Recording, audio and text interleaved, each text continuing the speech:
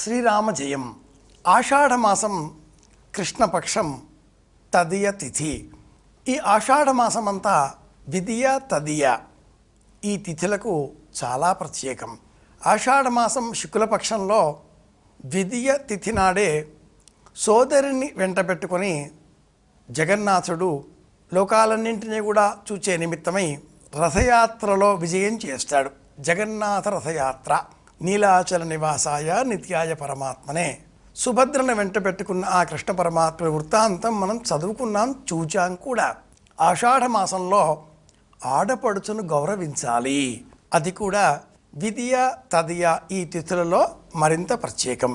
అందుకోసమే కొన్ని ప్రాంతాలలో బోనాల జాతరల పేరిట ఆడపడుచును ఇంటికి పిలిచి గౌరవించే సంప్రదాయాన్ని కొనసాగిస్తూ అమ్మవారినే ఇంటి ఆడపడుచుగా ఆహ్వానించడం, నివేదనలు అర్పించడం, బహుమానాలు ఇవ్వడం మనం చూస్తూ ఉంటాం.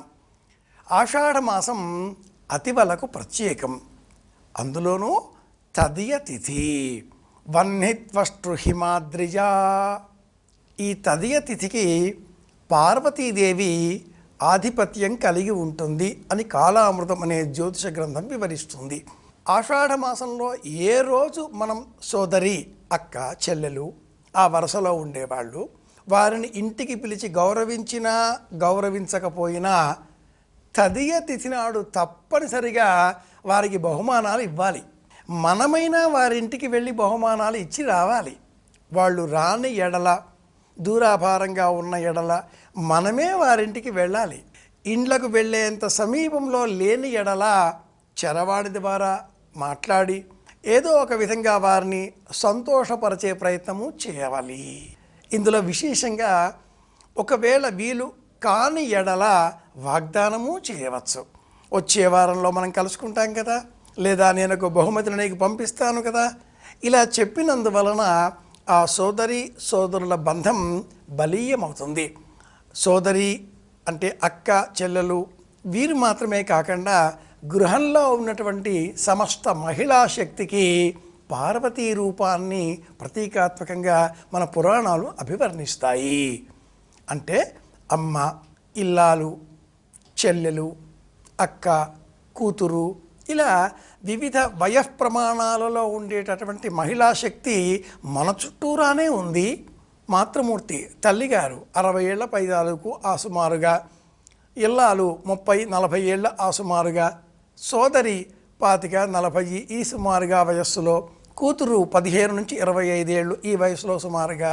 అంటే మన చుట్టూరా ఉన్న మహిళా శక్తి అన్ని వయఃప్రమాణాలలో మన బహుమతులను స్వీకరించి మనలను ఆశీర్వదించవచ్చు, అనుగ్రహించవచ్చు, ప్రేమను కురిపించవచ్చు, ఆప్యాయతను పంచవచ్చు. మన చుట్టూరా ఉన్నటువంటి మహిళా శక్తిని మనం ఎంతగా ఆనందపరచగలిగితే ఆషాఢమాసంలో అమ్మ అనుగ్రహం మనకు అంత లభిస్తుంది.